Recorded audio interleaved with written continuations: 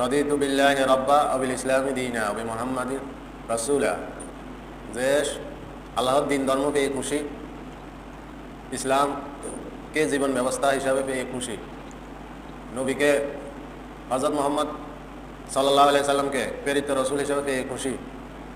সে যদি এটা উপরে ঈমান আনয়ন করে এবং সকালবেলা বলে আমি খুশি, রাতের বেলা বলে খুশি, যদি সে মারা যায় তাহলে আল্লাহ তাআলা তাকে সন্তুষ্ট করে দিবে। সুবহানাল্লাহ।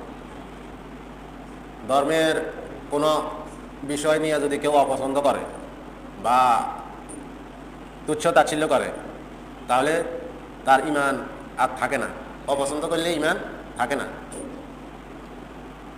যদি মাথায় একটা টুপি থাকে, মুখে দাঁড়িয়ে থাকে, গায়ে পাঞ্জাবি থাকে, যদি সে ধর্মের কোনো বিষয় নিয়ে তুচ্ছ তাচ্ছিল্য করে অথবা অপছন্দ করে তাহলে তার ঈমান আর থাকে না। তাহলে টুপি মাথায় থাকলে মুসলমান হওয়া যায় না, দাড়ি মুখে থাকলে মুসলমান হওয়া যায় না, পাঞ্জাবি বড় থাকলে মুসলমান না। মুসলমানের তো থাকে কোথায়?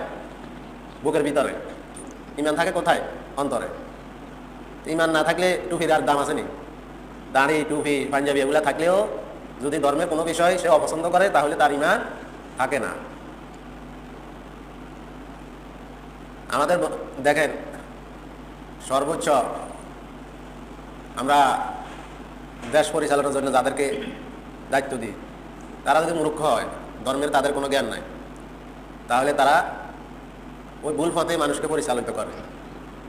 তাই জন্য ভোট যখন আসে তখন আমরা ইমামদের যুদ্ধ শুরু হয়ে যায়, ইমানি পরীক্ষা শুরু হয়ে যায়। ইমামরা আর কোনো কথা বলে যাবে না, শুধু মাটির নিচে আর আসমানের উপরে ওয়াজ করবে, কোনো জামিলার দরকার নাই। তো পুরা 5 বছর এবার ভোগেন।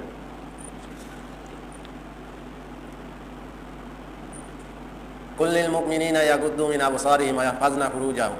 পুরুষদেরকে আল্লাহ তাআলা সূরা নূরে বললেন যে তোমরা তোমাদের চোখের দৃষ্টিকে সংযত করো, তোমাদের লজ্জাস্থানকে হেফাজত করো। তাহলে পর্দা হয়েছে চোখে। পর্দা কোথায়? চোখে। পুরুষদেরকে বললেন প্রথমে তোমরা নিজেদের দৃষ্টিকে সংযত করো এবং লজ্জাস্থানকে হেফাজত করো। এরপরে নারীদেরকে বললেন কুল্লিল মুমিনিনা ইয়াগুদ্দু মিন আবসারিহিন্না ওয়া ইয়াহফাযনা ফুরুজাহুম। এই নারীরা তোমাদের চোখের দৃষ্টিকেও হেফাজত করো, সংযত করো, লজ্জাস্থানকে হেফাজত করো।